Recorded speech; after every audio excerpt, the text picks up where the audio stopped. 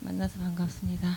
제가 이 자리에 이렇게 나와서 여러분 앞에서 이렇게 이야기한다는 것 자체가 제 개인적으로 굉장히 음, 기적 같은 일인데, 왜냐하면 제가 사람을 만나서 누군가를 만나서 이야기를 하거나 아니면 대중 앞에서 무슨 이야기하는 걸 굉장히 싫어하고 그런 거를 굉장히 기피하는 성향이에요. 근데 지금 이렇게 많은 분이 서 계시고, 또 제가 교회에서 사람들이 열렬한 신앙을 하거나 전도하는 모습을 비신앙인이 봤을 때 안 좋아하는 그런 시각을 갖는 것처럼, 그런데 제가 이렇게 열렬한 믿음을 가지고 하나님을 갈급하게 구하는 이 자리에 제가 함께 이렇게 와서 이런 자리에 간증을 한다는 것 자체가 저한테는 짧은 기간 동안 굉장한 많은 변화가 있었다라고 생각을 하고요.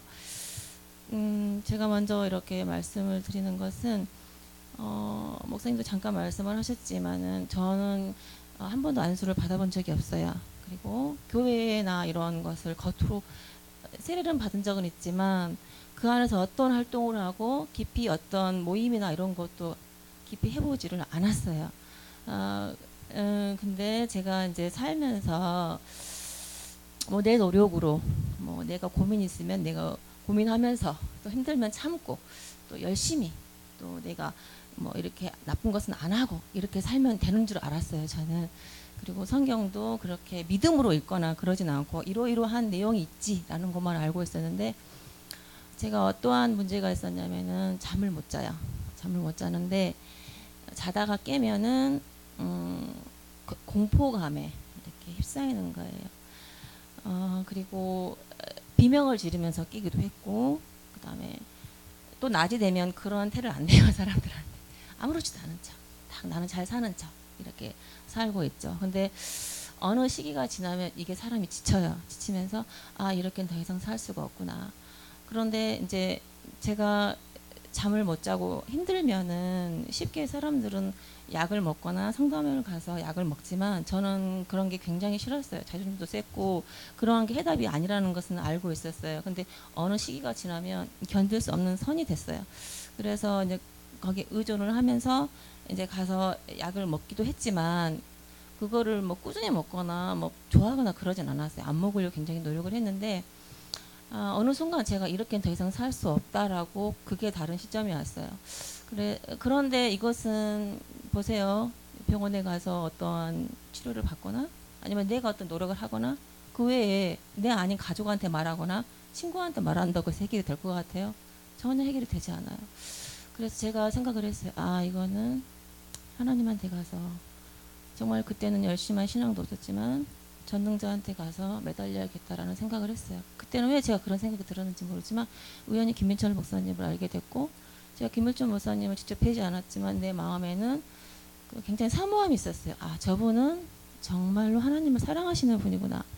저분은 하나님의 임재와 함께 하시는 분이구나. 그걸 알았어요, 제가 원래 그 정말 뭐 하나님을 열렬히 사모하거나 교회를 열렬히 사모하는 그런 마음이 있었다면은 그런 걸 잘 알겠지만, 전 신기하게도 그런 거를 잘 몰랐고, 그런 거를 오히려 좀 안 좋게 생각하는 경향 쪽에, 물론 기독교였고 뭐 이제 그런 쪽이지만 성향만 그런 쪽이지, 그런 생각을 왜 내가 했는지 모르지만은 목사님을 만나고 싶어서 몇 달 동안 기도를 했어요. 만나게 해달라고. 근데 너무 멀리 계시고 전 너무 지역이 멀어서 남편도 반대를 하고, 그렇게까지 할 필요 없겠냐. 근데 저는 남편 말이 내가 힘든데 근데 저도 이제 일 있고 하니까 어느 계기가 돼서 목사님이 내려오시고 제가 중간만큼 해서 이제 가겠다 하고 목사님을 만나 뵀어요. 저는 정말 그날 너무 마음이 뛰고 기뻐가지고 사모함에 아침부터 샤워를 하고 막 기도도 하고 막 성경을 읽으면서 막 갈급한 마음으로 막 기도를 하면서 갔어요. 목사님을 딱 뵌 순간 마치 뭐 연예인 영웅 보듯이 목사님을 뵀는데, 그 말씀 하나하나 설교 말씀 너무 귀했고 제가 너무 사모한 마음에 막 속이 타면서 이렇게 목사님을 뵀어요. 근데 저는 그냥 이렇게 안수나 그런 걸 몰랐기 때문에 이렇게 안수 받으면 이렇게 그냥 딱 낫는 줄 알았어요. 이렇게 한 번도 받아본 적, 그런 자리 가본 적도 없어요. 그런 자리 가는 것도 싫어했어요. 그냥 아주 그냥 비신앙으로서 평범한 삶이 그냥 정상이고, 이러한 삶들은 좀 이상한 삶이다라고 생각하는 사람이었기 때문에. 근데 지금 생각해봐도 저는 제가 그렇게 한 거에 대해서 도저히 저는 이해를 할 수가 없고, 아, 이거는 어떤 우리 우리가 생각하는 초자연적인 그런 세계에 한 발 들여놓은 듯한 그런 생각이 드는데 목사님 제 머리에 손을 댄 순간 저도 모르게 고성이 지르면서 비명을 지르기 시작하는데 제 톤이 아니에요. 이것은 어마어마하게 소리를 지르면서 비명을 지르면서 막 고래고래 소리를 지르는 거 이게 제어가 안 돼요. 이제 저는 뭐 그 자리에는 처음 본 사람들이 너무 많았고 제가 창피해서 원래 사람들한테 이렇게 말을 잘 못하는 건데 그건 내가 내는 목소리가 아니죠. 그렇게 하고 이제 이게 어떤 게 드러나고 저는 정말 혼란스러웠어요. 그날 그러고 나서 집에를 갔는데 이제 정말 안 가려고 했어요. 이러한 상황 자체가 너무 당황스러운 거예요. 너무 당황스럽고 받아들이지를 못해. 이런 세계를 모르기 때문에. 그렇지만 목사님이 도움되는 말씀을 해주셨어요. 당신 자매님 기도를 하러 더 오셔야 될 것 같고 더 굉장히 걱정을 하는 눈빛으로 바라보셨어요. 더 필요하다고 말씀을 하셨어요. 제가 그 목사님의 그 걱정하는 진심 어린 그 눈빛이 저를 정말 위하구나. 왜냐하면 저는 제가 정말 힘들고 죽을 것 같이 힘들었지만 사실 제 가족이나 그 누구도 그걸 나눠주지 않아요. 근데 목사님이 그 몇 마디 했던 그 제 눈빛을 바라보는 그 눈빛은 목사님은 아시잖아요. 그런 것들이 어떠한 상황이라는 거 지금 생각해 보면. 근데 그 진실한 마음에 제가 전해졌기 때문에 저는 서울까지 갔어요. 목사님 굉장히 복잡하더라고요. 저는 한 번도 서울 같은 잘 안 가는데 목사님 사역하는 데까지도 막 걸어가야 되고 복잡해요. 거기까지 가니까 목사님이 저를 보시고 굉장히 반가워하셨어요. 정말 반가워하셨어요. 그리고 저를 굉장히 이제 잘해주시려고 이제 막 이렇게 안내도 해주시고 그러셨는데 제가 이제 거기 서울까지 가기 전에도 정말 제가 너무 당황스러운 게 막 목사님한테 막 그러니까 그 악한 뭐가 이렇게 나올 때 막 목사님한테 안 좋은 욕까지는 아닌데 이렇게 소리를 지르는 거예요.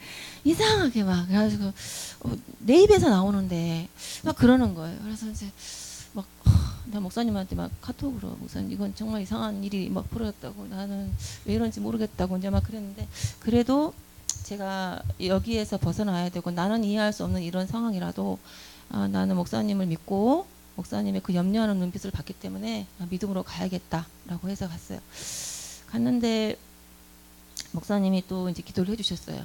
근데 거기서 제가 안 나가겠다고 절대 안 나가겠다고 나는 죽여버리겠다고 내 입으로 나한테 그래서 지금 내가 미쳤나 막 이렇게 이런 생각도 들고 이제 너무나 그랬어요. 근데 씨름을 하고 목사님이 저를 붙잡고 그렇게 기도를 해주셨는데 결국은 제가 사모님도 이제 저 그런 걸 다 보시고 저한테 약간 영이 나가는 거를 보셨다고 해요. 저는 이제 그런 상황을 나중에 알게 됐지만 그런 거를 볼 때 첫 번째로 굉장히 감사했어요. 왜냐하면 이러한 치료는 어디를 가도 이렇게 진심으로 치료해주지 않아요. 세상적인 것들은 돈을 받죠.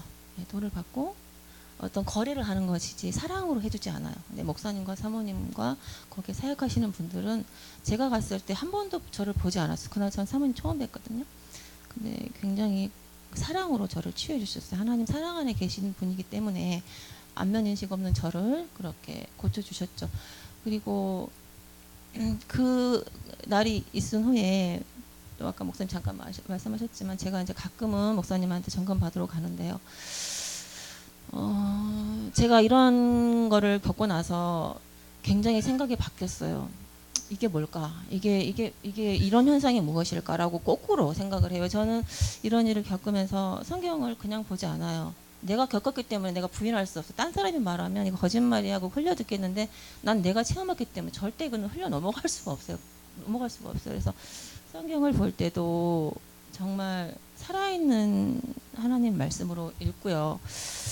그 다음에 이제 목사님 제가 권해드리고 싶은 거는 제가 지금 치료받은 지가 몇 달 안 되는 아주 짧은 기간이었지만 저는 어디까지 믿냐면 아까 오전에도 목사님이 잠깐 오후에도 설교 말씀하셨지만 믿는 자는 그 5가지 표적이 따른다고 해서 저는 그게 당연하다고 믿는 만큼 짧은 기간 동안에 그런 믿음을 믿습니다. 그래서 그런 상황은 아니지만 제가 의롭지도 않고 일하지도 않고 또 그 성경 말씀에 일하지도 않고 경건하지도 않지만 믿음 하나로 의롭다고 여겼다는 그 말씀이 있는 것처럼 제가 정말 이방인 같은 사람이었지만 하나님이 단변에 제가 나올 수 있다라는 그 믿음으로 하나님께 갔을 때 저를 치유해 주셨잖아요. 그런 것처럼 제가 그것을 믿기 때문에 하나님이 그런 수준까지 제가 그 믿음을 갖고 있기 때문에 올려주실 거라고 저는 믿고요. 그 다음에 목사님의 설교 말씀을 제가 항상 사모하면서 듣는데 목사님 설교 말씀은 달라요. 제가 알고 있기로는 달라요. 굉장히 깊이가 굉장히 깊어요. 그리고 두려움을 주지 않습니다. 용기와 희망과 굳은 믿음을 심어주셔요. 그리고 그 설교 말씀 안에는 사랑이 가득해요. 그래서 그 설교 말씀을 들으면 쉴 수가 있어요. 아무리 힘든 시간이 사회에서 힘든 일을 겪더라도 목사님의 설교 말씀을 들으면 평화가 옵니다. 그리고 쉴 수가 있어요. 그래서 저는 설교 말씀 굉장히 지금도 사모하는데요. 그다음에 이제 목사님이 또 설교하실 때 한 가지 주의를 주셨어요. 주의를 주신 게 아니라 공고를 하셨는데 설명을 해주셨는데 믿음은 그리스도의 말씀을 들음으로써 난다고 하셨어요. 근데 과거의 믿음이 아니라 현재의 믿음이라고 항상 말씀하셨거든요. 믿더라도 내가 과거에 믿었어 하는 건 의미가 없다는 거죠.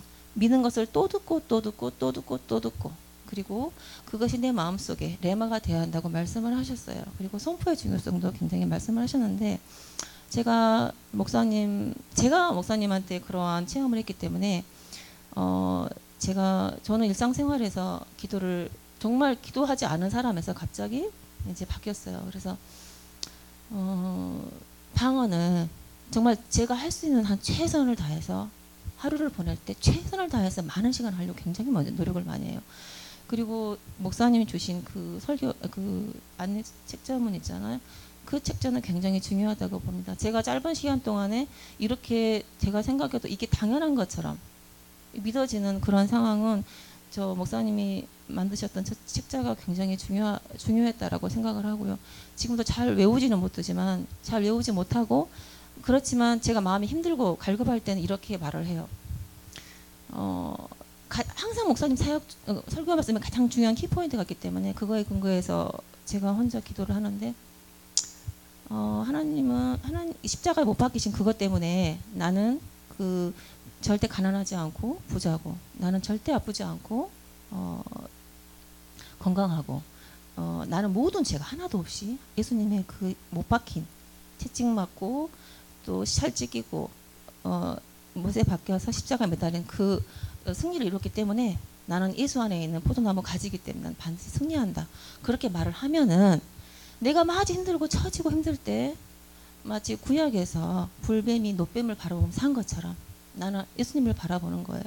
그래서 제가 정말 예전에는 그렇게 힘든 상황에서 사람이 너무 힘들면 죽고 싶은 생각이 들거든요. 나는 이렇게 평생 이런 마음으로 살아야 되는가 보다라고만 생각을 했어요. 벽밖에 없고 나는 탈출구가 없다라고 생각을 했어요. 근데 지금은 하나님의 말씀이 있고 탈출구뿐만 아니라 더 높은 곳으로 날아 올라갈 수 있는 그런 것이 됐다라고 생각하기 때문에 저는 목사님을 통해서 또 이러한 자리까지 온 거에 대해서 하나님께 감사드립니다. 감사합니다.